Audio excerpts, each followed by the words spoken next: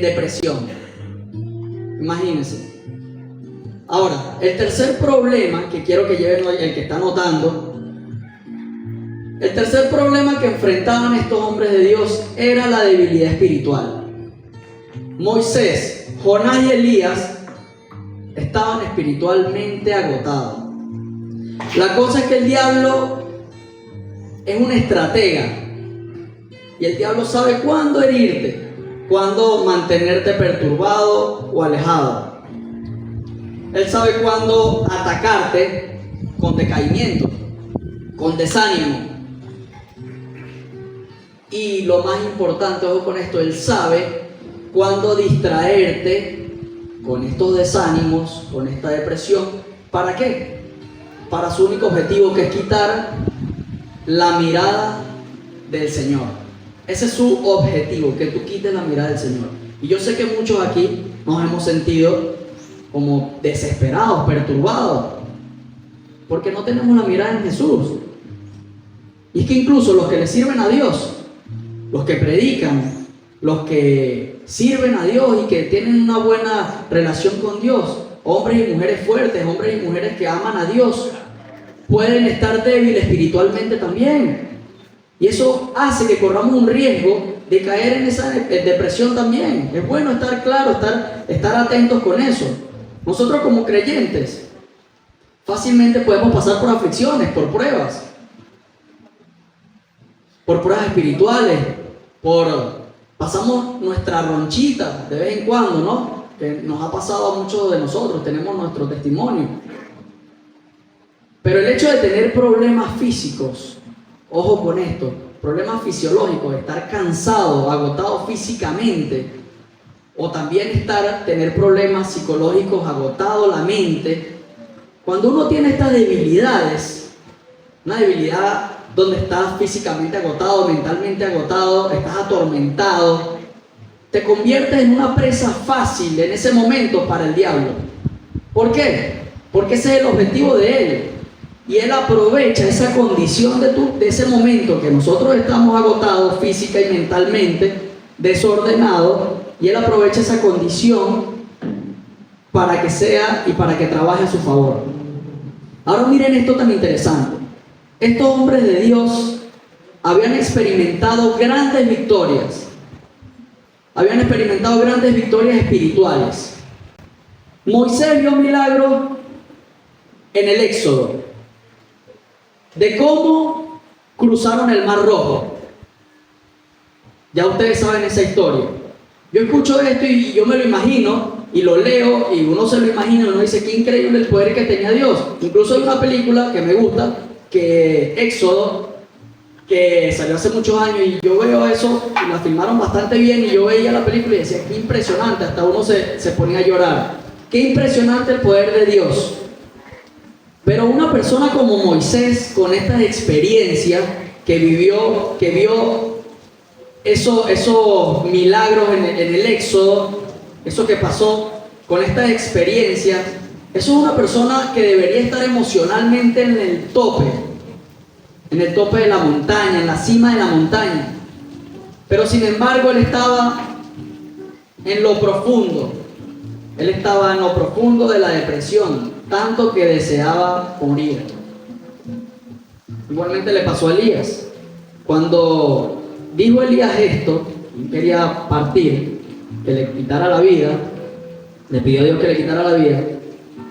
Eso fue justo después del avivamiento del Monte Carmelo. Y fuego cayó del cielo y el pueblo se postró diciendo en Primera de Reyes 18:39, Jehová es el Dios, Jehová es el Dios.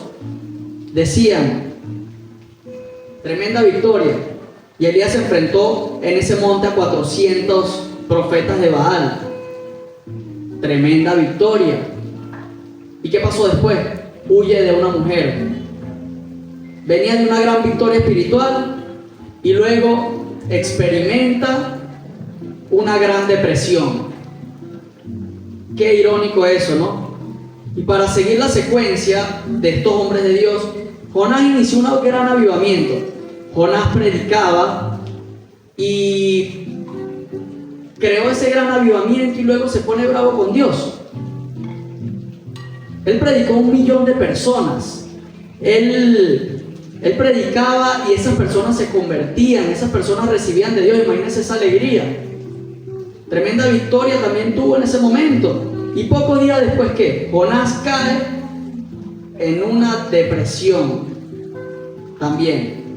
Tal vez porque no tuvo que haber respondido de esa manera a Dios. Pero qué mejor ejemplo que este, hermano. Qué mejor ejemplo que el Señor Jesús. Y ojo con esto, que es súper interesante.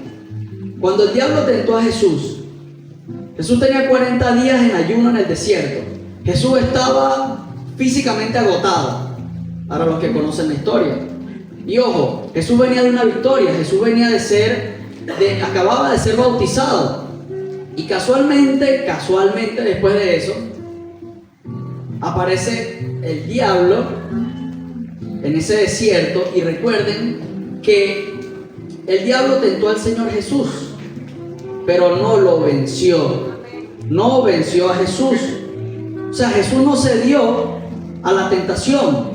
El diablo no venció a Jesús. Y eso es lo que quiero que se lleven hoy a su casa. El diablo no venció a Jesús. Y por lo tanto, Él no puede vencernos a nosotros. Él no puede derrotarnos a nosotros. Eso es lo que quiero que se lleven hoy.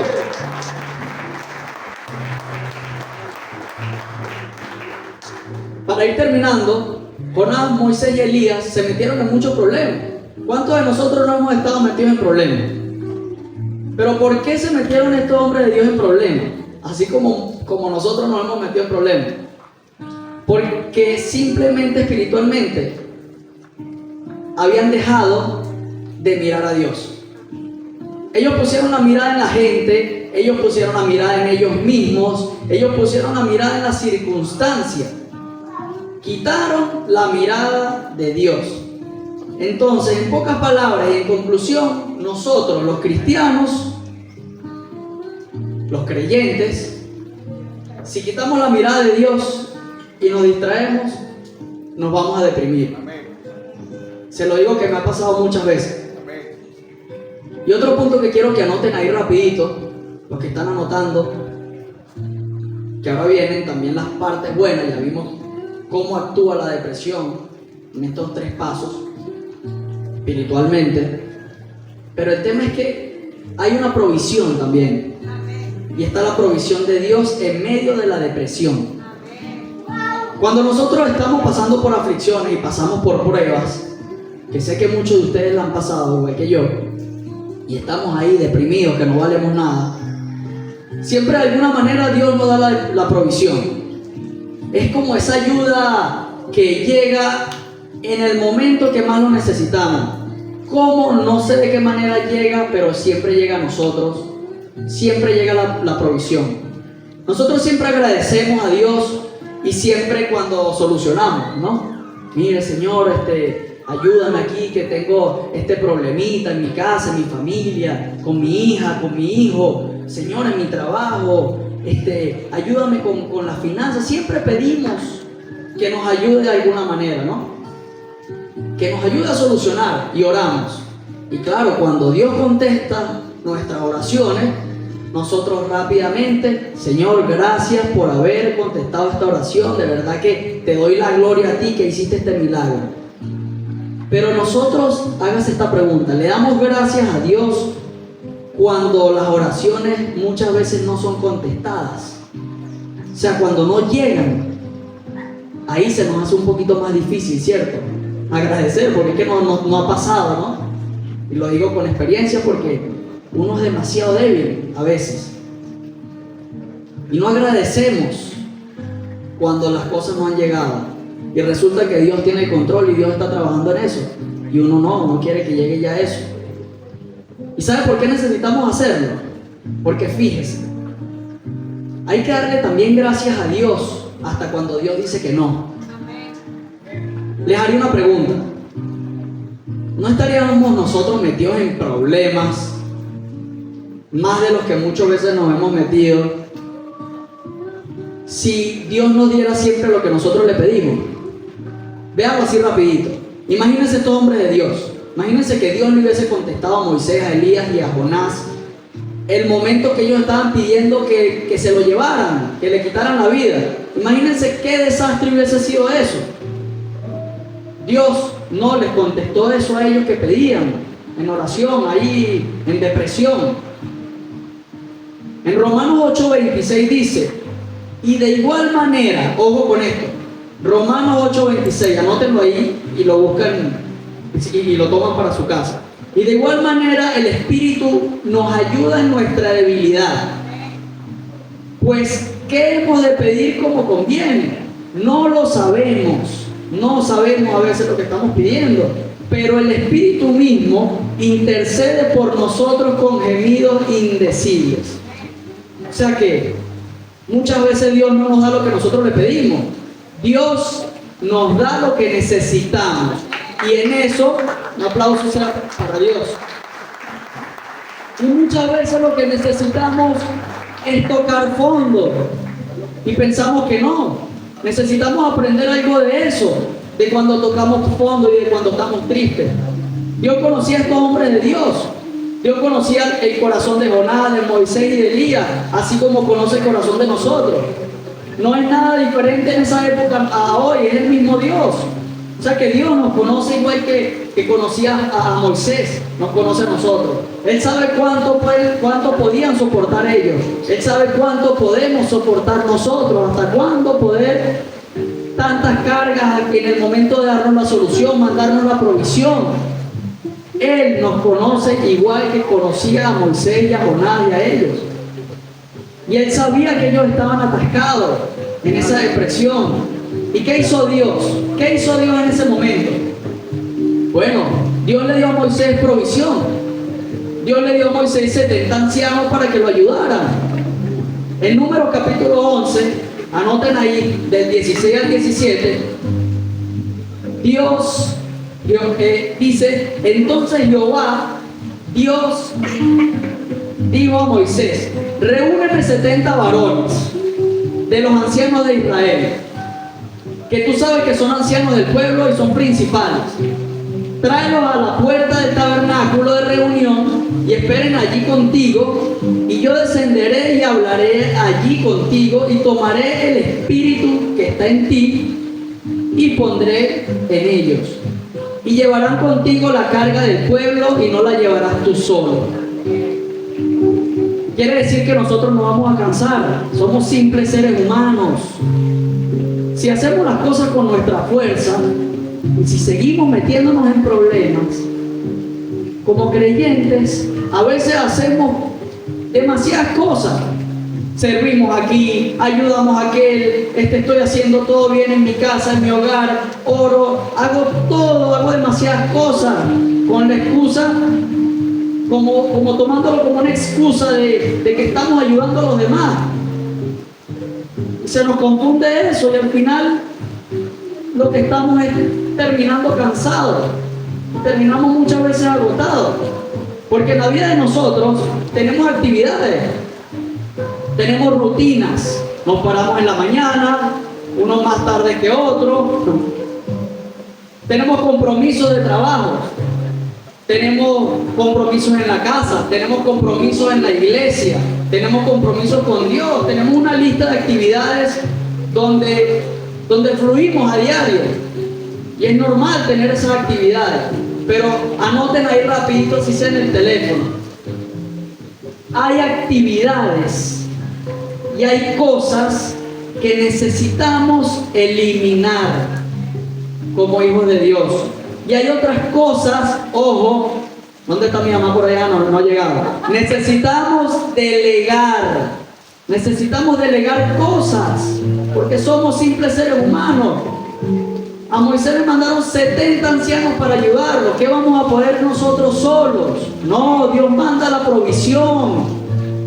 Y hay otras cosas, otras actividades que necesitan que sí nos dediquemos. Eso es para que no nos quedemos solamente ahí acostados en la casa.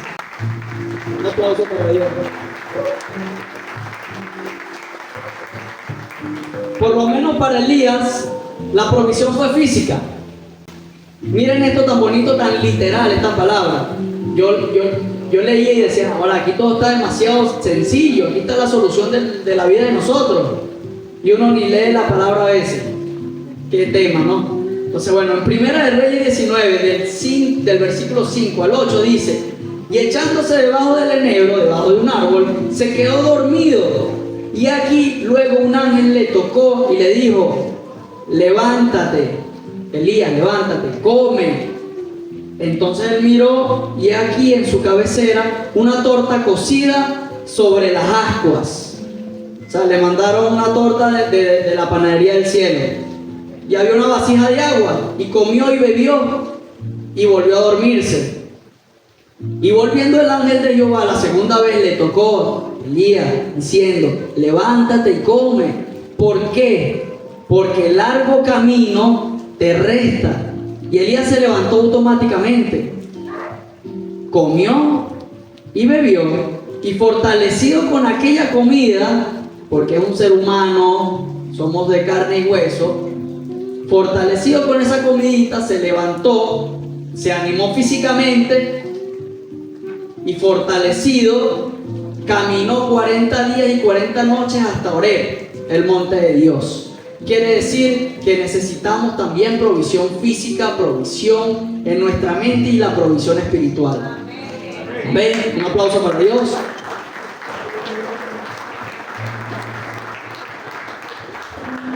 Miren esto.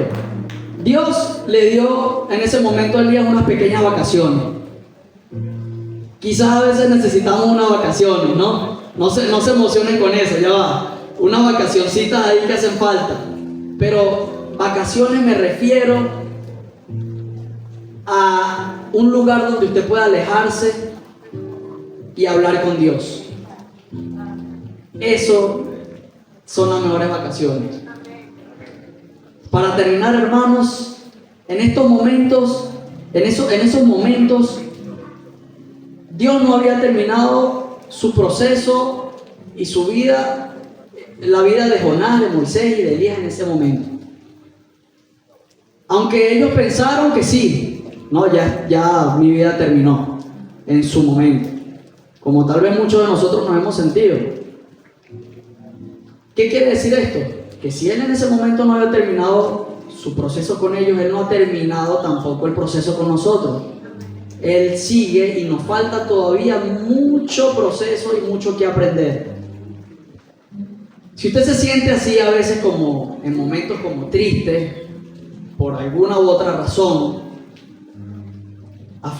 con aflicciones, sin sentido, sin salida en la vida, a veces se siente así como deprimido, o siente que esta vida es como vacía, porque yo lo he sentido, que es como vacío, no hay sentido. Entonces, más bien vamos a revisar la agenda de nosotros, y tal vez que la agenda está demasiado llena de cosas innecesarias, de cosas que no necesitamos. Entonces, es importante que sepa también que tiene que desacelerar la vida de vez en cuando. Hay que bajarle 2, es necesario bajarle 2.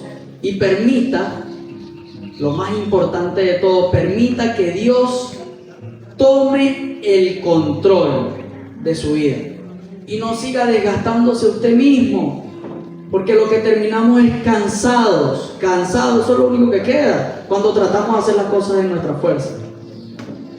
Si nosotros somos culpables como Moisés de poner la mirada en la gente, en ese momento Moisés estaba pendiente era de la gente, de cómo solucionarle a la gente, o nosotros ponemos la mirada en nosotros mismos, como lo hizo Elías, y nos sentimos culpables por eso, porque muchas veces somos yo, y ¿dónde está Dios en ese momento? O si nos encaprichamos como se encaprichó Jonás, que hasta se molestaba con Dios, y se agarran de unas cosas tontas a veces como nosotros, cosas que no nos dejan pasar al otro escalón. Agarre hoy en esta mañana esas acciones que tuvieron esos hombres de Dios en ese momento, que no eran tan buenas, agárrelas y deséchelas y ponga la mirada en Jesús. Y solo dígale: Jesús, yo te amo, te pertenezco a ti, te pertenezco. Yo reconozco que sin ti no somos nada. Como yo siempre doy el ejemplo, uno hasta trotando se puede doblar el tobillo. Uno no es Superman. Uno somos polvo y ceniza, y es bueno tenerlo siempre presente. No somos nada sin Dios. Jesús es el que lleva nuestra vida. Reconózcalo para que Él pueda hacer grandes cosas en la vida de nosotros. Imagínense, hombres de la Biblia, tan grandes hombres de la Biblia como fueron estos tres hombres, apartaron en esos momentos la mirada de Dios, y miren cómo terminaron en esos momentos, pidiendo más bien que les quitaran la vida. Entonces, Dios nos ama demasiado. Dios los ama demasiado. Me ama a mí, a cada uno de ustedes. Él no es que nos ama por si usted cambió. Bueno, Él no es como nosotros muchas veces. Dios sí no espera que, bueno, aquel cambió. Bueno, ahora Orian cambió ya. Ahora sí lo voy a amar. Ahora sí merece que te ame, Orian, porque cambiaste. No, Él no es como nosotros. Él nos ama y ya, y punto. Él nos ama. Incluso nos ama para que nosotros cambiemos. O sea, es lo contrario a nosotros. Entonces permítale a Dios que cambie su vida en esta mañana. Llévese esa esperanza hoy. Así como yo cuando leía esto, yo agarré esperanza para mí. Porque a lo mejor estoy más chueco que ustedes ahí sentados, como todos estamos chuecos. Y necesitamos una esperanza. Y yo me llevé esa esperanza cuando leía su palabra. Y yo sé que cada uno de ustedes se va a llevar esa esperanza y esas ganas de salir adelante mañana lunes y de ver las cosas de otro punto de vista.